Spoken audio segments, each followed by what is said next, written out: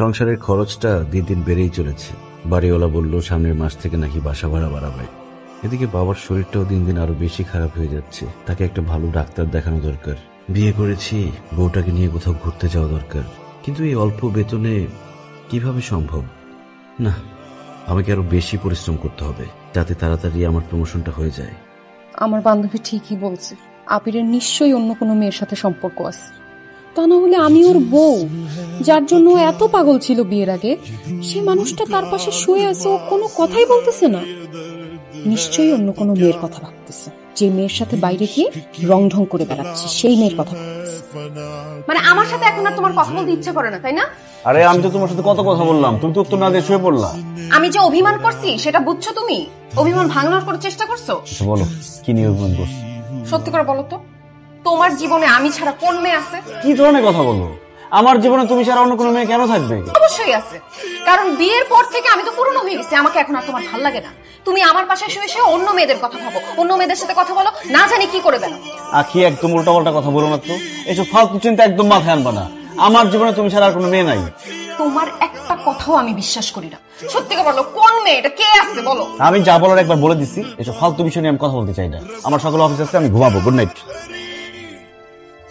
বোমা বোমা বোমা, প্লিজ আমাকে একটু শোনো। বোমা বোমা, তুমি কোথায় যাচ্ছ? এই বাড়ি ছেড়ে একবারে চলে যাচ্ছি। কি বলছো বৌমা? তুমি বাড়ি ছেড়ে কেন যাবে? কারণ আপনার ছেলে আমাকে ধোকা দিয়েছে। আমাকে বিয়ে করে বিয়ের আগে আপনার ছেলে আমার পিছে পিছে ঘুরতো, কিন্তু বিয়ের পরে সে পুরোই চেঞ্জ।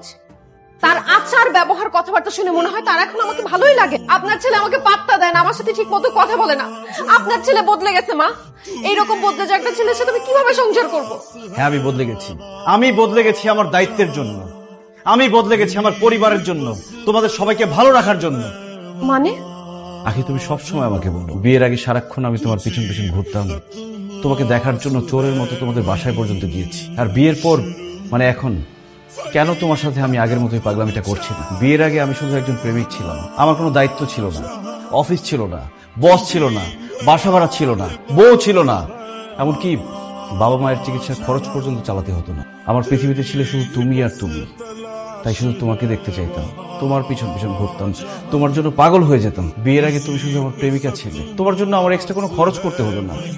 কিন্তু বিয়ের পর তো তুমি আমার বউ, তোমার ভরণ পোষণ, তোমার দায়িত্ব, তোমার থাকা খাওয়া সবকিছুর দায়িত্ব আমাকে দিতে হচ্ছে। আমাদের বাসা ভাড়াটা এখন আমাকে দিতে হয়, আমার বাবা মায়ের চিকিৎসার খরচ আমাকে দিতে হয়। আর এই সংসারের পুরো দায়িত্বই তো এখন আমার। আমার চাকরি আছে, সেখানকার কাজটাও তো আমাকেই করতে হয় আখি।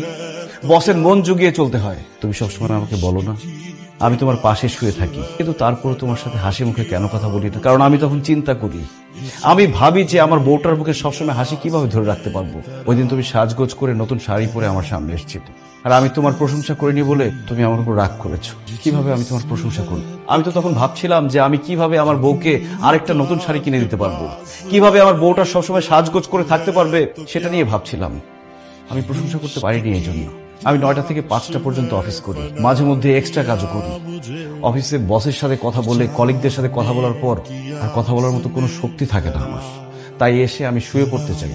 আখি, দিন শেষে আমিও মানুষ, আমি রোবট না।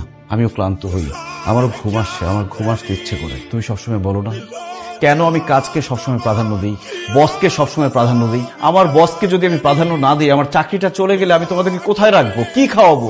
আখি, প্রেমিকের সাথে কখনো স্বামীর তুলনা করো না। একজন প্রেমিকের কোনো দায়িত্ব নেই, সে অনেক কিছুই করতে পারে, কিন্তু একজন স্বামীর মাথায় তার স্ত্রী, তার সংসার, তার বাবা মা সবকিছুর দায়িত্ব থাকে। আর একজন স্বামী নির্দিষ্ট একজন মানুষকে খুশি করার জন্য চাইলেও অনেক কিছু করতে পারে না। একজন প্রেমিক তার প্রেমিকাকে যতটুকু ভালোবাসে, একজন স্বামী তার স্ত্রীকে অনেক গুণ বেশি ভালোবাসে, কিন্তু সেই স্বামীটা তার স্ত্রীকে তার ভালোবাসা প্রকাশ করতে পারে না, এমনকি বাবা মাকেও তার ভালোবাসা প্রকাশ করতে পারে না। আর সবার জন্য করে যাওয়া এই লোকটাকেই সবাই দোষ দেয়। ওই যে কথায় আছে না, যে করে বেশি তার দোষও বেশি।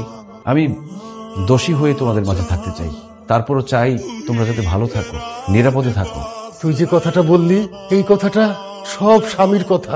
তোর মা আমার সাথে এরকম অভিমান করতো, আমি তোর মতো করে এরকম ভালোভাবে তাকে বুঝাইতে পারি নাই।